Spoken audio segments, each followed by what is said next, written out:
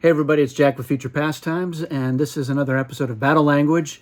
I'm going to be talking about House Atreides, strategies for the faction, what are their strengths, what are their weaknesses, all the different advantages, and your best ways to take advantage of them. And it'll shift depending on which other factions are in the game, and that's what we're going to discuss. So I'm joined today by an esteemed panel. It's our largest group yet. We have GJ, we have Jaded, Mr. Nobody. We have Fat Buddha joining us for the first time on this, as well as Greg Alaka from Future Pastimes. So we're gonna get into it, and I think we'll start off with just kind of some general impressions of what people think of having Atreides in the game and how that might change depending on other factions, and then we'll dive into some more specifics on the different advantages. Their bidding advantage, their movement advantage, which has a funny name, their battle advantage, the advanced Kwisatz Haderach advantage, and then what allies get out of being in an alliance with Atreides, as well as any other nuances that come up. So let's open it up. What do you guys? Who's a big fan of Atreides? Who's a hater? Weigh in. I really like the Atreides. I think they're a really fun and interesting faction to play and also to have in rotation. I've sworn off Atreides many moons ago because I play it to be very competitive, and competitive dude is just not as fun for me. But I do enjoy having them in the game. It's always nice to bribe them for that info. I was going to mention the bribes. The bribes are my favorite part.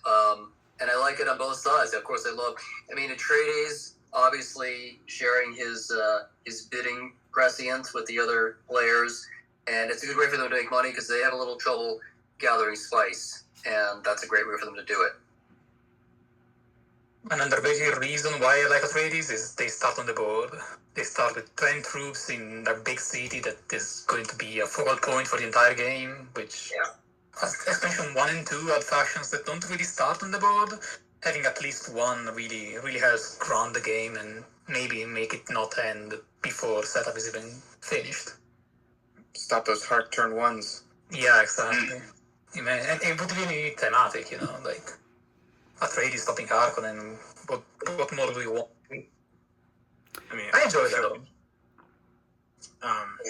I think Atreides definitely has a place. Myself playing them, I don't feel like I have the brain power to. It's a very simple one. You know what I mean? I've seen people do it really well, but the people who don't, it's almost like their fault if they do poorly then as Atreides, and I don't like putting that pressure on myself. So there's a lot of overhead and paperwork associated with doing Atreides justice, which is one of the reasons why it's not one of my top. I know that if I were to put any amount of effort into keeping track of who has what, which faction bought which card, and then as stuff gets revealed in battles, also making those notes as well, I would be a much better Atreides player.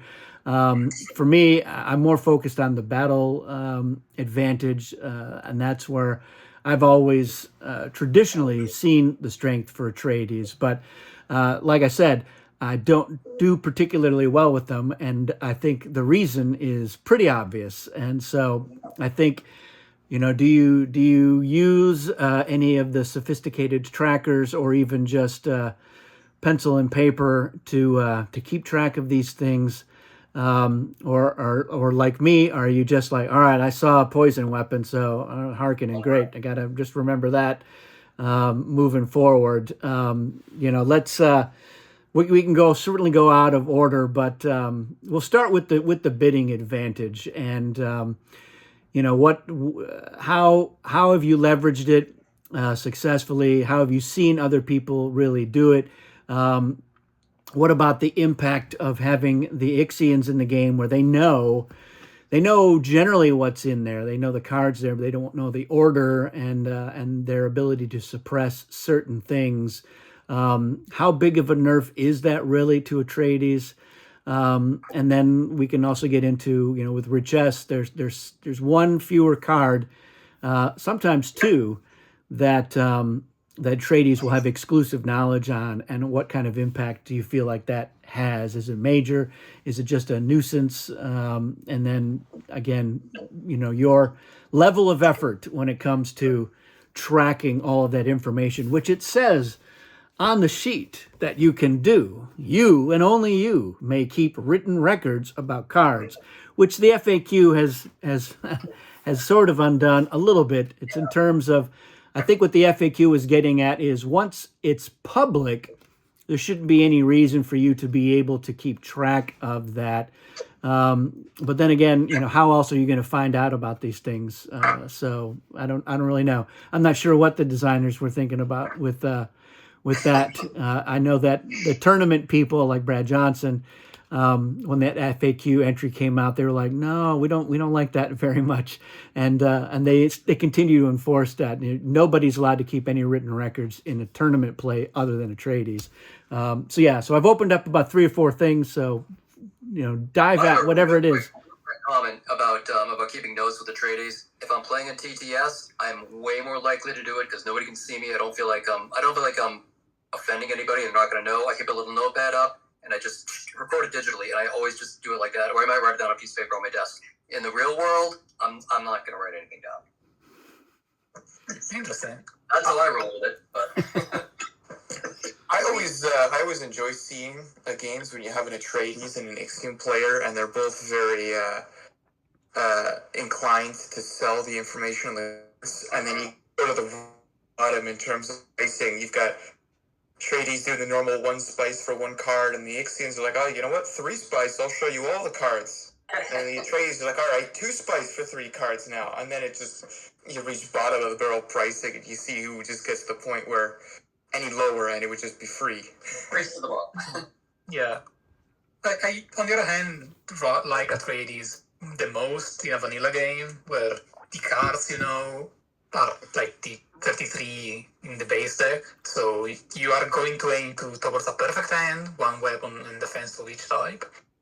And if you see a couple of the weapons or defenses that you are good against, and you know who is getting those, you can start already thinking ahead of like, well, maybe this turn I go a bit harder on them, since I know that I can beat them. I know that most likely I have all the tools I need to actually win the fight. And I like that the massive advantage that Atreides has is the pure and sheer information and control they have over bidding. I've lost count of the amount of times I've seen a good Atreides player apparently bid high on a card, making the other players look like, this is the last gun, this is good, just go in and buy it. And then it turns out it's la la la, it's a cooldown, or it's a worthless card of any other kind. And but if Chum's in the game, then he could be going. He's going to win either way. He doesn't care. Exactly. Or BG even, or like any other faction that kind of doesn't mind bad cards anyway.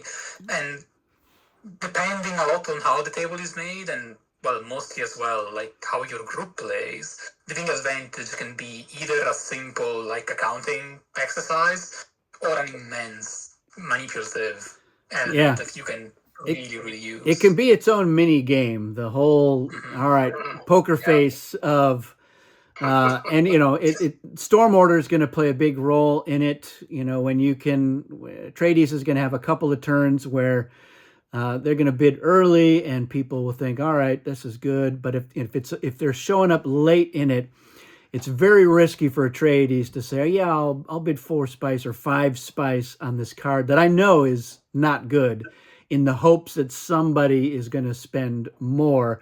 There's that you've got to really be good at reading people and having a sense of how well you can sell that bluff. Otherwise, you find yourself saddled with, I just bought a cheap hero for 5 spice, and not crazy about that idea. And at least you're like, all right, well, nobody else knows, so I can just try to play that off, and maybe people will think that was my pocket card, the one that was dealt to me at the beginning of the game, and I didn't foolishly spend half my spice on something that I know is not particularly useful most of the time. And so, yeah, for me, how much I enjoy Atreides is going to be dependent on that factor of who am I playing with, and what other factions are in the game. Sometimes, it's funny with the Ixians in the game in a round where they have made sure that there's 2 or 3 worthless cards in there, and they know that. Whether or not they play along with the I'll bid 4, and so they're like, I'm hoping that somebody else takes the bait, and Atreides can help build that up, and it's like we're scheming together to just really get the Emperor to overpay for some garbage. Like I said, it's its own little game. But for people who are like, I don't like that sort of thing, and then Atreides does become more of a bureaucratic role of just, okay, I'm looking at this. I'm just going to pass. I'm not even going to risk it. I'm not even going to bid 1 spice for this card that I know is garbage. And that has a ripple effect as well. If Atreides opens with a pass on a card, maybe the Bene Gesserit, maybe Chom are like, this could be something for me that I can get for just a couple of spice. But yeah, it's there's a lot of potential in Atreides that some people can bring out more than others, for sure. It just depends on if that's your cup of tea. One thing I will say too is, and obviously I think you guys kind of hit it, like it's very table dependent, but you need to be very, very careful in the bidding round who you sell information to. So for example, one common trap that I see is like a very eager emperor will go to a trade and be like, hey, how much to see the pool of cards, or what's the rate for to see a card at the time. And inevitably what can happen is that they fill their hand up, they got a bunch of gasoline, and they're like, thank you for your business, and then they just dunk on Arakeen, and then they wipe you off the board. You've got no money, you've only got the money you've made that round. You got no troops on the board, and then all of a sudden the other factions are almost like extorting you for money. So like, hey, I'll pay you 2 spice for 4 cards, or you get nothing out of me, and you kind of have to slow drip get back. And so I would say one lesson that I learned is you have to be very, very aware that if someone's coming to you with an eager deal, they're not always coming to you with sugar. Sometimes it may be laced with poison. You might be seeing those cards again when you don't want to. Yes. Unless make an alliance with the Emperor, and Atreides Emperor alliance is pretty powerful. Yeah, it's very powerful. One of the things that does factor for me in terms of the bribery is I'm looking at Storm Order, and I'm looking at the state of the board, because I want to be sure that I can react to something. So if I'm going first in Storm Order, or even first and second, I'm not necessarily interested in, giving away that information. Or I'll do a thing where I'll say, look, I'm going to look at the card first, and then I'll decide whether or not I'm accepting bribes on this particular card. Because it is true. You want to have some control over who's going to be able to leverage that information, who can afford it. And somebody's like, yeah, I'll pay you spice for that peak because I know that I can outbid everybody else on that card. Then I'm like, you know what? I think, especially in a game where you've got the expansion 1 cards in there, and there's a lot more, shenanigans that can arise from there, that even as Atreides with that battle prescience, it's not going to necessarily help you out once certain cards get out there. So that can be a factor as well. And I think somebody who's playing Atreides better than I typically do will also be sensitive to that sort of thing. I think, Storm Order, I think, is one of the most overlooked and underrated aspects of the game. Just knowing who's going to be going first, who's going to be going last or late in the round can have huge impact on who's going to win that game and what you can do about it, if anything. And maybe not even just winning the game, but knowing I'm going to get just absolutely dumped on by a stronger faction right now because of Storm Order. So I've got to really think about, am I cutting my losses? Do I flee? I'm getting out of Arakeen because I'm weak right now, and I'm going early, and I won't be able to necessarily account for other factions' actions. So I think that that's something that I think more players, if they want to get good at Dune, need to pay more attention to Storm Order every round and throughout the round, just in terms of what kind of impact that's going to have, not just in battling, but shipping and moving, and bidding as well. Yeah. You've inspired me, Jack. I plan to pay more attention to that next game. It's like, I never know what else going next. Yeah, for sure. I don't keep track of the. I mean, I kind of do. I know it. I know that it's. I know where it is on the board. I know who's going next, but I don't think about. I don't think I've ever effectively. The only thing that I do with Storm Order is I'm very aware of I'm shipping last, and usually I really love shipping last. And of course, if you're playing Guild, then you get to choose, and that's a big piece of strategy there. That, well, not to get off on Guild, but there's I imagine that as a faction, Guild is more affected by Storm Order than almost anybody. Yeah, I think their advantage of going whenever they want is, for a lot of people, one of the best perks. Of course, lots of spice is probably right up there, probably number one, but easy number two is like, I don't want to go now. I want to wait and see what's going to happen. Or I'm going to, on those rare occasions where you're like, no, I'm going to jump in right now before anybody can stop me from doing what I want to do. I have done that as well. I like to just sometimes go all out, put all my chips on. I like to commit all of my troops on the first turn. I just like yes, we do know that about you, Greg. As you know. All right, we can come back to bidding. And again, I think, I guess before we do it, let me just again reiterate this idea.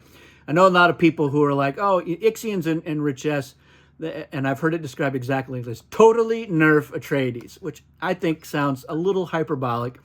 And like I alluded to earlier, I often like to work, if I'm Atreides and Ixians are in the game, I like to work with them. And I say, all right, look, let's have some fun. We can do a little exchange here where you let me see everything that's going to be up and maybe even have some input on what you're going to suppress. But if not, that's fine too. And I'll give you some peeks, or I'll give you some heads up as we're looking through, and it's like, when you want to know when card 3 is up for bid, or whatever, I'll give you that information, and I'll usually the other player is pretty amenable to that, and so then that's when I'm like, yes, I'm totally leaning into this. We're gonna totally swindle everybody else at this table if we can, and really position ourselves to have the best bidding round possible, and just milk everybody else. But let me know, you guys. What is your experience with Ixians and Richese for that matter? So one thing that kind of always comes to mind, and the way that I've always looked at it is, even in the base game, there was a level of hidden information from Atreides with the Harkonnen. So, for example, at the start of the game, they have 2 cards that you don't know. They're going to buy a card presumably in the bid, and you're like, okay, now I know they have a poison weapon. But they always got an extra card. So if they win 1, you only know 1 of 4. If they win a second card, you know 2 of 6. And if they win a third card, you know 3 of 8. So there was still an immense amount of hidden information from the Atreides from House Harkonnen. So when I look at the Ixians, to me, the biggest thing is not the fact that they're sending cards, it's like, oh, look, they bought the worthless card. Oh, they sent it back, and then they got the next one up for bid, which you don't get to know about. Because, again, even in the base game, there was hidden information. It's the fact that they can hide the cards that you're necessarily looking for, right? So it's like, if they got a poison weapon and you're like, oh, yeah, look, I got a shield. It's like, well, odds are they got something that, is just going to power right through that. And then depending on how the cards come out, it's like they may guarantee that, like, you're never going to get a poison defense if they can help it, kind of thing. Because essentially it's, it's an unblockable weapon at that point in time. I mean, honestly, I think the Richese basically taking those card slots during the bidding phase, to me anyway, feels like it might hurt them a little more than the Ixians, because you're limiting, like, access into the deck, because they get to choose the card from their hidden stash. And if they started with something garbage, or if they ended up buying something garbage, they sell that off. So it's like, okay, well, now we're 2 cards, even further away from getting to the weapon that you necessarily need, or the defense you necessarily need.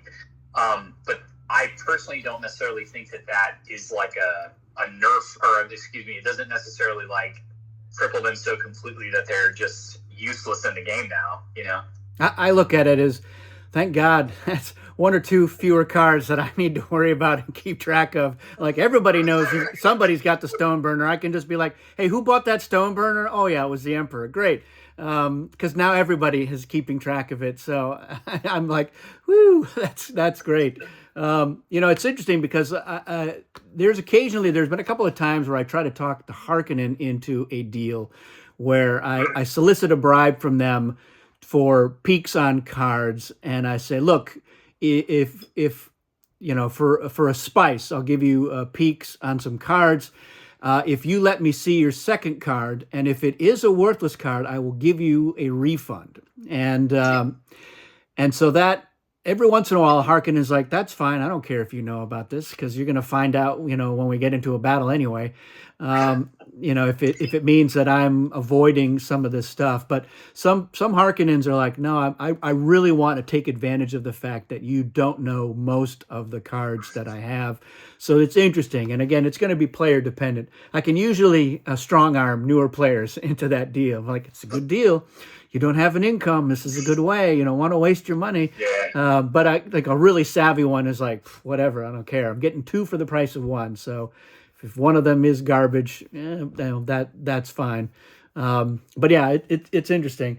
Let's shift gears real quick, and we're going to talk about the movement advantage. And a lot of people, this is funny because it's one of the advantages that I think is most likely you're going to forget to use.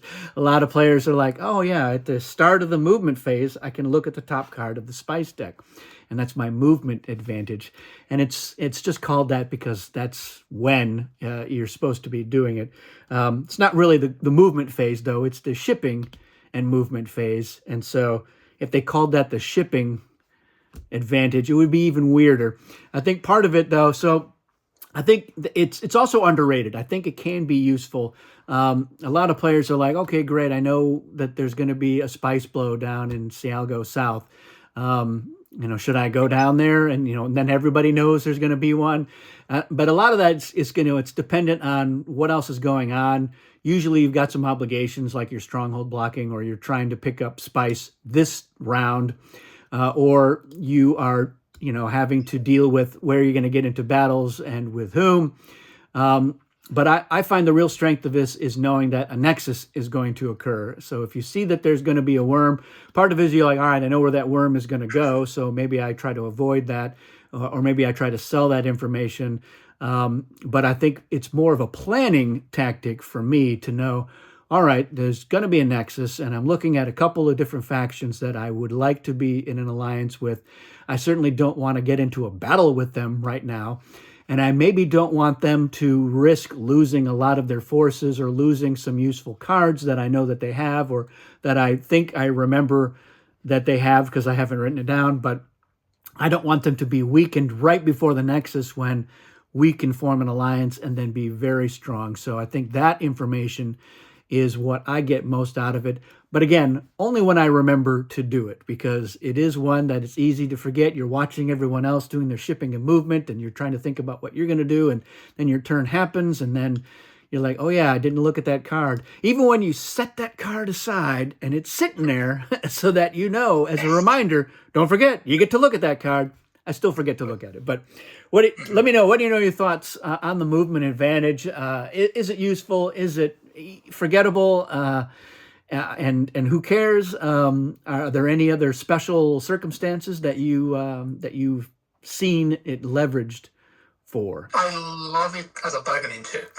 It's my go-to deal to make to Fremen. I give you spice information and give me storm information. Yeah. Since to Atreides, knowing where the storm will be, especially if they use Arakin and they have seen family atomics around, it can be incredibly useful and a powerful knowledge. Whereas for Fremen, just knowing where the spice blow is great. It's potential spice, it's potential worm riding in a subsequent turn. And it's just a free one-to-one deal that you can make that benefits both parties without any real downside. Other than that, just knowing where the worm will come, and that's about it. Yeah. I don't That deal making is only good in advanced, of course, because in basic the Fremen don't have of the course. storm deck. It's whoever battles last really is going to be part of the determining factor there, and you can certainly still try to make that deal. You can be like, hey, I'll let anybody who is going to probably battle last look at this card if you give me some insight into what you might dial. But that's a little bit more. That's a little clunkier. Well, yeah. Yeah. Anybody else? Yeah, I was Yeah, I'll be honest with you. Oh, go ahead. I think its main benefit is just knowing whether or not worms. It's like, yeah, you know what the spice is going to show up, but there's not really much point in going there preemptively. So if you see a spice blow, you know that pile A, or in basic, just the pile, there's not going to be a worm showing up there, so you can go there safely. Or if there's a worm, you know, hey, there's going to be a nexus, maybe I should play safe and not tank my game position. Yeah, every once in a while, I'm like, all right, sure. I got nothing better to do. I don't want to get into a fight. I am just going to send my forces down to that future spice blow. So that way, at least I'm there. And then the next turn, if I need to, get more forces somewhere else or move to do something or bolster those forces, I've got that. But that's pretty rare. Mr. Nobody, you had something. Yeah, the two things I was going to say. So one is I think I mostly use it in basic, just to kind of see like, okay, is it worth going to battle whoever over that spice blow if a worm just going to show up there anyway.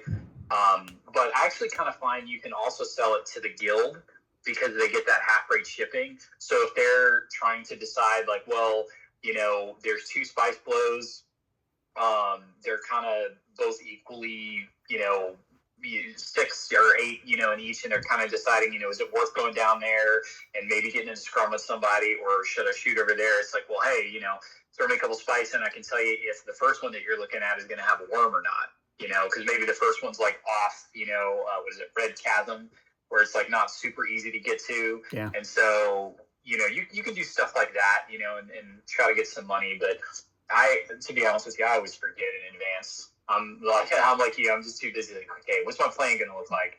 And then it's like, oh yeah, like I can look at that. Yeah, I feel like I actually remember it more when the Fremen are in the game because it's so common to exchange the information of the storm versus spice. And when they're not in the game, it's easy to just overlook. Well, let's. Go ahead. That's the thing. That it's not a bad thing. Like even if you forget, you don't lose anything. It's not something to feel bad about. It's just you forgot that you just don't have anything as potential war that might come up. Yeah. But if you forgot about some other advantage of yours, like the next one, then it's probably a bit worse. This one it's fine to forget about. Don't feel terrible. I think it is more powerful in basic than it is in advanced because you do have the separate spice blow discard piles and you're only getting to see the one card. And that's why I do like the double spice blow cards, which I use more and more now in my physical game as well. I think it just really it elevates that and it makes it a little more impactful because you're seeing two potential locations for spice. You're knowing for sure if there's going to be a nexus, and that if there is a worm, that it's hitting two spice blows, not just one. I think everything about that makes it a lot more interesting to me. So it's an easy one. It's basically 2.5 lines of text on the card. So it's why not throw that in there? It's one little extra thing. It's not necessarily that the Atreides needed some more advantages because like you said, when you forget to do it, you don't really feel like you've missed out on a whole lot. It doesn't have a huge impact on there, and the other things that they do are pretty good. Does anyone have anything else before we move on? Well, the one last thing I was just going to say is, I try to have a pretty good spread of playing all the factions. So most of the time, whenever I go to a spice blow, even if no one's there, I'm like, okay, I've already mentally prepared in my mind, like a worm's going to come and eat these guys, and it's going to take me X amount of turns to get, the guys back out of the tank. So I've already kind of made that, sort of calculation, which is, I think, one of the reasons why, I always forget to check it. Because I'm like, it'll be fine. Yeah, when you send people out to get spice that they are expendable. They are bottom, dollars to donuts, as they say, they are not going to be getting back to any of those strongholds afterward. All right, let's look at one of their big ones. What I think is probably one of their the best advantages, and that is the battle one. So, in that they get to see one part of their opponent's battle plan while you're making the plans before the plans are finalized. You get to see the weapon that's going to be in it, or the defense, or the leader they're going to use, or the number that they're going to dial, their ultimate battle strength there on their dial. What it's not meant to do, it's not meant to lock somebody into a decision. So it's not meant to be, all right, let me see what, I'm asking to see your weapon, like, haha, now you can't make any changes to that, or you're stuck with it. It's useful for the other player, of course, to know what it is that they're asking, because if they're asking for the defense, the implication is, of course, that they have two different types of weapons. So they're just trying to figure out which one to get past your defense. So you might decide, all right, well, my leader is going to die. And if my leader is definitely going to die, I'm not going to win this battle. So maybe I don't want to even play a defense so that I don't lose it if I lose the battle. Now, it could be a bluff, absolutely. But most of the time, somebody playing Atreides is playing it as safe as they can. If they have two types of defenses, they're going to ask about a weapon. If they have two types of weapons, they're going to ask about a defense most of the time. And it'll vary depending on 100 different factors.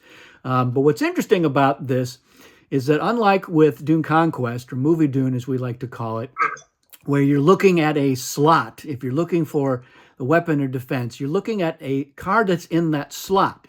But it's very clear here on the Gale Force 9 Classic Dune version that you're not looking at any slots. There's no mention of slots. It's just, what is your weapon or what is your defense? And now with the inclusion of some new cards from Expansion 3 that go into those slots, in addition to, of course, worthless cards, they don't get to see that. If you're not playing a weapon, but instead you're playing reinforcements, they don't get to see reinforcements. You just say, I'm not playing a weapon. So again, it is called limited prescience. So that's how I rationalize it. But I know that some people, they're not happy about it. Some people just don't play it that way. They play it Movie Dune style, where they'll say, yeah, what are you playing in your weapon slot? I heard that at the WBC tournament. I heard somebody say, what are you playing in your defense slot? And I felt compelled to explain, if you're not playing a defense, you don't have to answer that question with anything else. Not that it really matters. I'm like, all right, so what? You're playing a worthless card. Whatever. It didn't really have that much impact because they weren't using anything from the expansions. But certainly those of us who do like to include expansion material, especially in the Treachery deck, it's going to have a little bit of an impact. So do we think, once again, as some of our mutual friends like to say, this totally nerfs and makes Atreides worthless? Do we agree, or do we like that little extra bit of spiciness? Is it too slavish to the wording on the faction sheet? If there is a deluxe or second edition of Dune, should they employ the Movie Dune language and see the slot? Should it be a less limited form of prescience? Inquiring minds want to know. Let's let the panel weigh in. I vote yes. Just real quick. So I've given this some thought, and I'll just make my statement, and I'll get out of y'all's way. So I think that out of a lot of the abilities that have been put in the game, I think this one is probably one of the hardest to balance. And the reason why is because if Atreides, let's just say Atreides has like the perfect hand, so they've got, and this is assuming base game, of course, so they've got Snooper Shield, Chris Knife, Gom Jabbar, right? So if they've taken perfect notes, then in theory, there isn't a fight that they're ever going to go into that they don't already know the outcome of the fight, right? They just purely on weapons, guys in the territory and stuff. I don't like Dune when it's simply a matter of just going through the motions when the outcome is kind of already decided. I think the exciting part about Dune can be the twists and turns. I mean, the whole idea of the trader mechanic is that I have one guy, you have 10.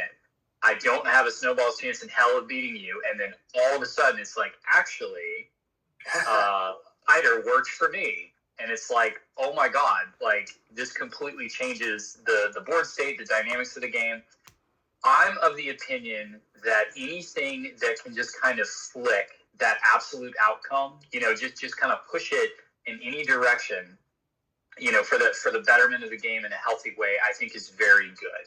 Like, I do think it's nice that there are some things that are hidden from the Atreides.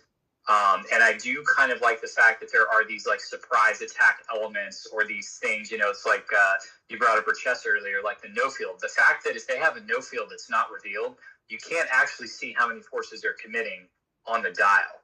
Like, to me, that's very interesting, right? I like how it's one element that they don't get to see, but assuming that they've taken, good notes, it's like there's so much information that they already have. So I think it's needed because, again, you don't want to make them super powerful to the point to where it's like, well, if once they get set up, it's like there's no point in fighting them. They're just going to beat you. Yeah, I mean, I think that articulates perfectly my view as well. I like Atreides and other factions with similar kinds of corners of the market where you can say, statistically, I'm going to be able to compute the outcome here, to be able to say, all right, barring a couple of edge cases, like I don't know if you've got the poison tooth, or I don't know if there's going to be artillery strike here. Barring that, I know the strength of your leaders. I know the number of your forces present. So what you potentially can dial, know what your max dial is, irrespective of how much spice you have. I know what it could be. So I'm planning for that. But there is a chance. There is a chance that something in there. And yeah, I mean, before the expansions, I think a lot of the games of Dune that I was playing in the 90s and in the early 2000s, it had more of a chess-like element to it, where the information is all there. We all know it's going to be. Yes, I'm bringing in 14 forces because that's exactly what I need. Based on all of the information that's out there. So this is a foregone conclusion. There's nothing that can change the outcome here. And so many of the battles were turning out that way, which made the allure of Dune get a little bit truncated. So I liked the stuff.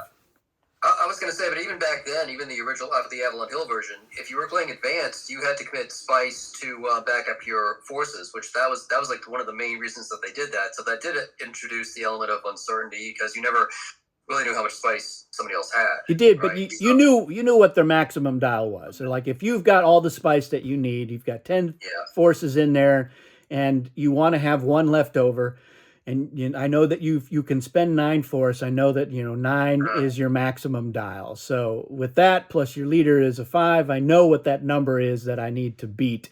And if I can't beat it, then I know that I've lost. And so that was the thing. So even with advanced, it still started to feel that way to me. And so I like that there's a few little twists and turns and some surprises in there.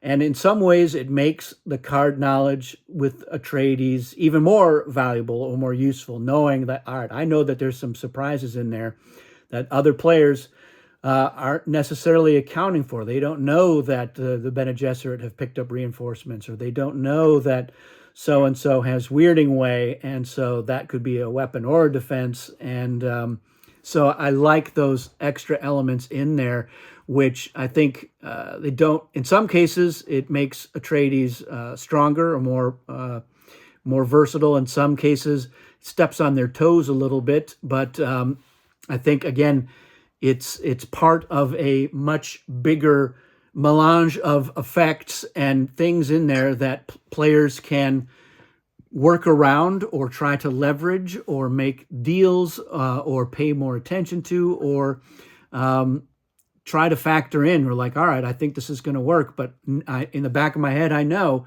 if they have reinforcements, that's going to change the calculus here. So maybe I dial 2 more, and so I'm accounting for that possibility, and they're like, oh wow, why did you dial 9? You could have won that with the 6. And they're like, well, because you may have had reinforcements and I didn't know that. So again, it's not like it's going to upend everything. It's just something else that you're factoring in, and maybe it's a complete unknown, or maybe it's like, I know that, I'm the Ixians. I know somebody has reinforcements. I just don't.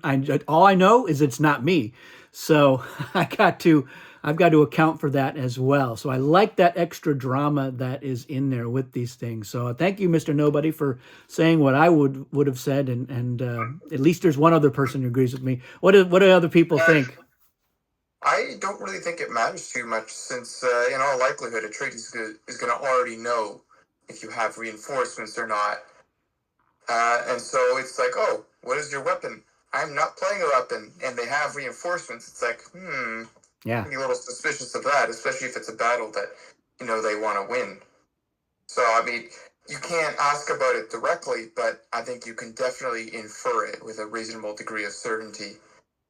Yeah. I mean, again, knowing that they're not playing a weapon at all, that might be all the information you really need at the end of the day.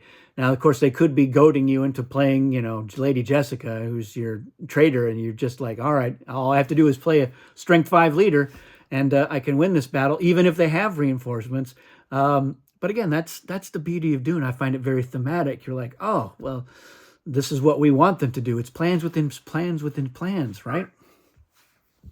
Anybody else? Who's a dissenting voice?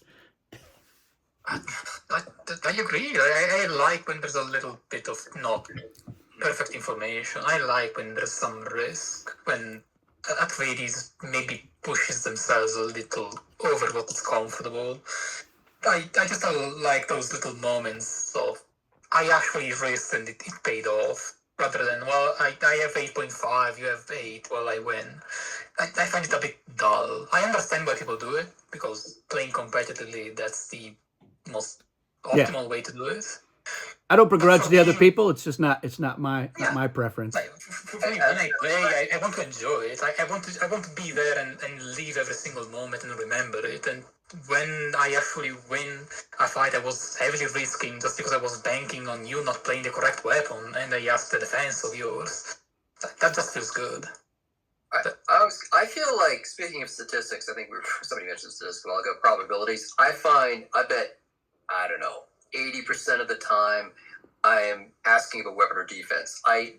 What kind of scenarios do you guys get into where you think it really is the most valuable information I need right now is what you're dialing or who your leader is?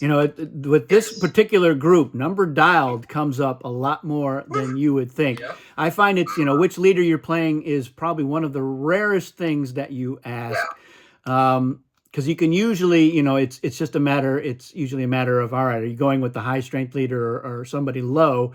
Because if they're going with somebody low, that gives you a lot of information too. So if you are asking that, they're like, yeah, I'm playing Kadu. And you're like, all right, well, you don't think you're not even going to try to win this battle, or you're not playing any defenses. So I'm getting kind of a 2-for-1 there as well. But the number dialed comes up a lot, and that is a big factor in letting you know what you need to dial, or what leaders you need to play. But you guys, since you guys do it a lot more, by all means, weigh in and tell us your thinking, your rationales for that. I love that in a fight where it's like 50-50, I can win or lose. I can decide if I want to commit or not.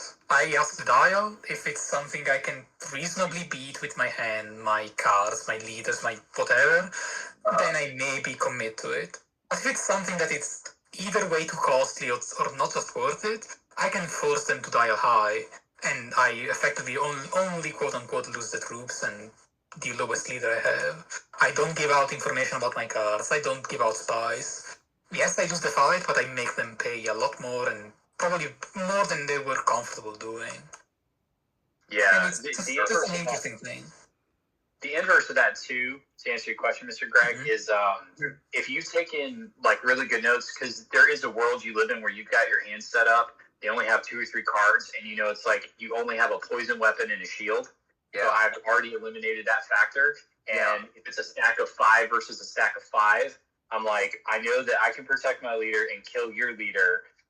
But you know, if I only have like Gurney Halleck left, it's like I want to see what you're dialing, because if you're dialing 0, 1, or 2 or something, it's like I don't even have to commit any troops on the dial. So it's really, if you know what they have and you want to save your own resources, I would say is typically, or you can do what GJ just said and just trick them into thinking like, oh no, like I really have to overcompensate, and then they end up wasting a lot of resources trying to beat you. Especially since when I get asked what I'm dialing, I'm going to overthink the hell out of that battle. Yeah. I already know. Like, I already know. They're asking me to dial, so they probably have a decent hand, and they're thinking they can fight me. So do I commit a little over? Do I put that one extra spice in? And especially against someone like BG or someone that is not necessarily rich, 1 or 2 spice can really make the difference. It kind of makes me laugh how many times I've seen players in a battle, and Atreides says, "What's your number dialed?" And the other player's like, "Oh, now I have to think about it. I didn't know." I was like, it was like they weren't even going to bother worrying about that. But now, yeah, they do. And they do. They overthink it. They're like, "Why? Why did you ask me that?" I was like, I know that there's cards in my hand that you don't know what they are. Why aren't you asking that? And so what's really going on here? So yeah, it does. It tends to, you know, unmoor them a little bit from whatever confidence they might have had going into that battle. Yeah, I feel like I've really never been asked by the Atreides what number I'm dialing very often. It's almost always what's your weapon or defense. The first time it happens to me, I realize just how effective it is, because you're almost just like, oh my god, like if you're asking me that, there's no way you're going to lose this fight. You know, it's just sends you in a panic mode. You're like, there's no way. It's like, I already figured everything else out. I may as well get this extra bit of info from you so I can really just skin you alive. Yes, yeah. I do always enjoy those niche cases where the Atreides knows your hand, knows they can protect their leader, guarantee killers.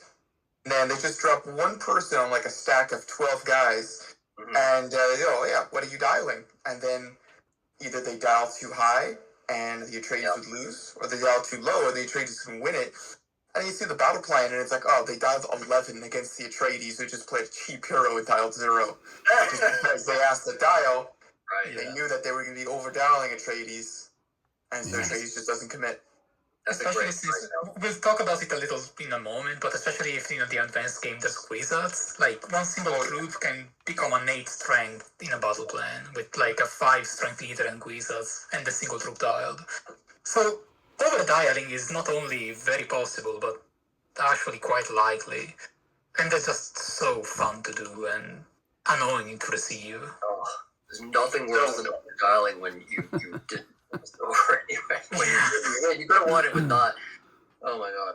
Yeah. And I have one little is the other time if I'm a Atreides and I would ask leaders if I happen to have your trader, I might that would be nice to know going in, because I'm just like I can just go phew, I've already won. There's another case where I don't care. It is a predetermined outcome, but I'm pretty. Then you put the trader card in the battle plan and pretty much nothing else. Just like, all right, it's going to put Peter DeVries in there and Dr. Yui and say, haha, what do you think of me now? All right, let me bring up, we'll get into the last, its advantage. It's the one advanced game advantage, and it's what I think is potentially almost as powerful as their battle prescience when you leverage it. Once you get to that point, that's Kwisatz Haderach. Now, you start off the game, you don't have it. What happens is you have to lose some forces in battle. You got to lose 7 forces, and it comes with a little card here. Gale Forstein is nice enough to include a little card with a little token, so you can keep track of how many of these forces that I lose in battle. And they do have to be lost in battle. In the storm or a worm, that doesn't count. But once you get it, then you get your Kwisatz Haderach token, which is going to be a +2 that you get to add to a leader that you're bringing into the battle. So you're like, great, I've got Duncan Idaho. He's with the Kwisatz Haderach, so this is a 4 rather than just a 2. But the other great part about it, and what really makes it worth unlocking, in my opinion, is that doesn't matter if you've got Duncan Idaho as your traitor, the Kwisatz Haderach is going to protect him from being called out as a traitor.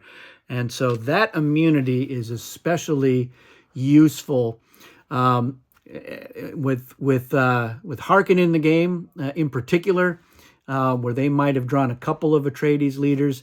If they can't get into some battles and expose those traitors early, they're going to miss their chance more than likely. The only way to get around Kwisatz, of course, is you got to get into several battles with Atreides in the same game turn, so that they can use the Kwisatz in one of them, but they can't use them in the others. It's hard to kill two, but if you're like, all right, I got a laser gun and shield, so I can take out the Kwisatz Haderach if I want. I don't know if it's worth it for that, but if you can get a lot of troops too, and maybe Lady Jessica, then you're like, yeah, this was totally worth losing the laser gun and a shield in one go. But in all of my years of playing Dune, I have never once seen anyone kill the Kwisatz Haderach.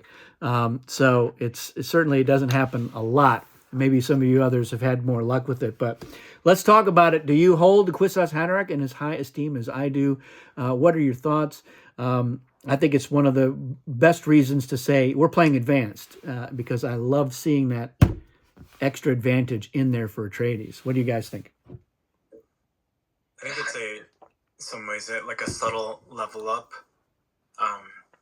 for people who just aren't as familiar with it, because I think a lot of people get concentrated, like they concentrate on, oh, you lost 7 forces, right? Yeah. But not realizing how much is made up by having this like then untradeable, traitorable leader, right? Depending on how many battles, and I think it can really just kind of sneak up. And the +2 strength, again, on paper doesn't always feel as powerful, but it changes math a lot and just throws everything. Absolutely. Oh.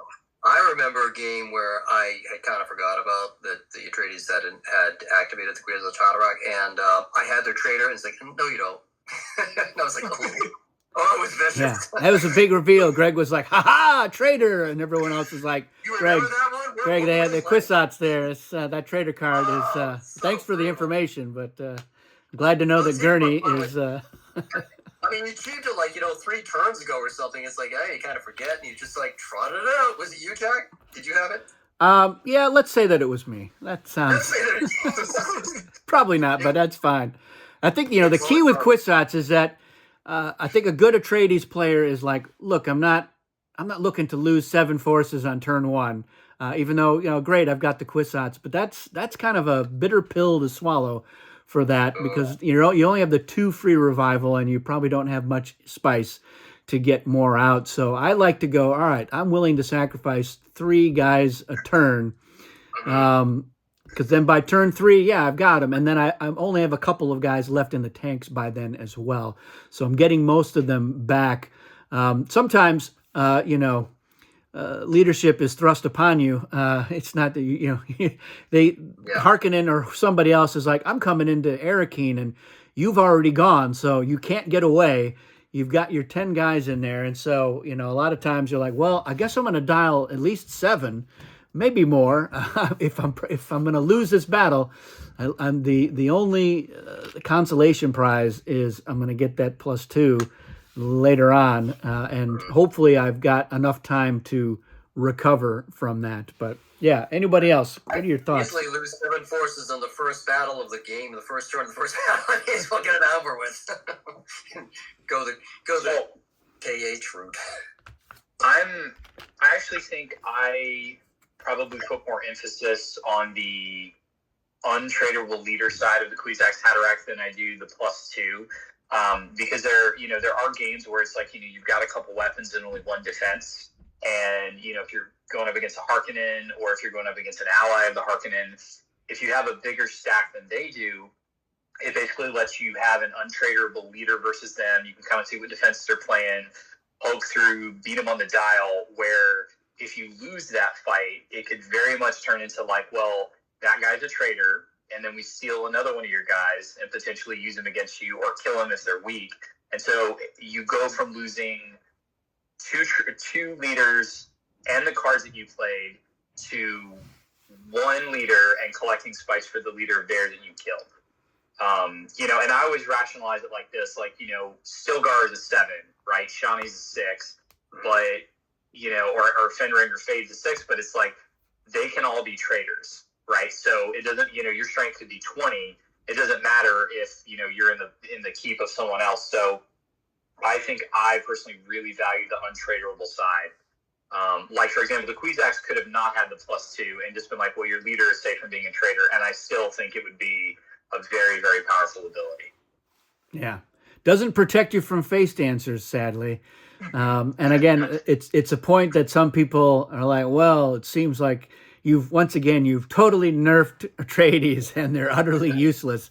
Again, I think it's more of you went from 100% certainty to now, mid 90s. The odds that particular leader is going to win the battle and be a Tleilaxu face dancer, not super high, but certainly not zero. Anyone else? So do you pick on Atreides early on if you have one of their leaders? I think so. You gotta take your chances with them. If you're not Harkonnen and you have chosen an Atreides leader as a traitor, it should either be because you plan to go at them hard early, or you're like, I'm hoping to get an alliance and be able to say, I've got something special for you. Thufir Hawat is a now safe leader for you to play in any battle. And I've used that strategy not very often. It's only because I was dealt 4 traitors, and one was Thufir or somebody, a strong Atreides leader, and everyone else was kind of like, I'm probably never going to see these guys show up in this game. So I'm like, all right, that might be good, because again, choosing an Atreides leader as your traitor is not really attractive, I think, most of the time. I know, like our friend Melister loves to choose low-level leaders. He's like, oh, Dr. Yui would be my favorite pick out of all the leaders in the game. Not just for the thematics, but because I know that you're going to play them in a battle at some point. But it's usually not like the game is on the line type of thing. So that's why I think that they're not, Dr. Yui's not an attractive traitor pick for most people. But, what do you guys think? I find it really hard to use. I preface I'm not really an Atreides player, but if I have a series of fights, I don't know, I'm trying to win the game, and all of them are pretty important, quite close to each other, I struggle to choose in which one to actually use the Kwisatz, because I know that once I commit to it, the others are, free. I don't have that safety net that can, In those cases, that +2 is probably going to be the biggest factor. Like, where do I need the extra 2 points? That's where I'm going to use. But yeah. The +2, let's not forget, it's the same in advance as either 4 forces or 2 forces and 2 spies, which, again, as Atreides, it's nothing to scoff at. Yeah. So I just find it really tricky to use effectively, but when it happens and actually everything aligns, it's an immensely powerful ability that hardly ever, you lose hardly ever. I think I've seen Kwisatz in the tanks twice in the 300 or so games I've played. Wow. I've never seen it personally. It's incredibly rare. It doesn't protect you from face dancer, but let's be honest, what the hell does? And other thing it doesn't protect you from is the Mauritania assassination, which it shouldn't be tied, but I've seen people ask themselves, can I assassinate in a fight where Atreides play the Kwisatz? And the answer is yes. Why not? It's a different leader, just go for it. Exactly. That leader wasn't even there, so. Yeah, exactly. GJ, so my typical rule of thumb is if I'm going against the Harkonnen, I'll use it. And if I'm going against any of the stacks that have star forces, I'll typically use it because you kind of want that extra little oomph against them. Mm-hmm. But all things considered equal, it's like, unless it's one of the aforementioned, it's like, sometimes you just got to roll the dice. So yeah, exactly. For me, Harkonnen is like the number one, right? Mm-hmm. That's the one where it's like I really don't want to lose against these guys. But yeah, sometimes you do need the extra oomph. Sometimes Guild will drop a bunch of guys on you, and you're like, well, maybe you have Lady Jessica, but I kind of need the power, behind my leaders in my dial to kind of fight through, your stack of 12 here. Mm-hmm. But it's like one of those abilities that you can also tend to forget about. Like, Rocking 7 troops, I've seen people do it privately, do it publicly, announcing, shouting, but they get it. I don't know. I've seen different tables do different things. And the shout out to the invitational, but we say the line as always. But it's one of those things that even when I go against Atreides, I'm always unsure. Will I actually fight against the Quizas? Because I don't know. I have no clue if they will play it in the fight. So do I dial more? And now you have the same exact situation as before. When Atreides has the Quizas available and asks me, what am I going to dial?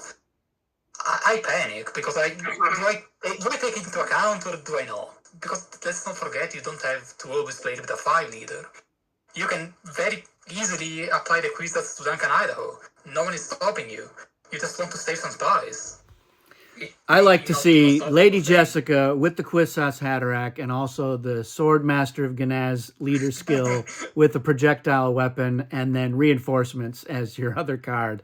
And just say, I'm steamrolling you right now, and I dialed a 0. So, yeah. All right, well, that is, we're at an hour now, so I think this is probably good enough for this particular video. I think there's probably a lot more we could have talked about in terms of Atreides, especially if we were to go break it down faction by faction, playing against Atreides. And so maybe we'll do that as a Atreides Part 2 video somewhere down the line. Weigh in on the comments, any of your thoughts and insights on Atreides. How do you feel? Are you a weapon slot player? Do you think that is a better way to do it? Let us know your thoughts on that and any of the other advantages. And anything else you think that we didn't really cover, but you would like to see us cover on Atreides in a future video, because we'll definitely revisit it. And this, as you may guess, is going to be part of an ongoing series as we break down each faction with our thoughts on the different advantages, strengths, and weaknesses of those factions and the design process that went into them as well. So that's it for this one, everybody. Thanks for watching, and we'll see you again soon.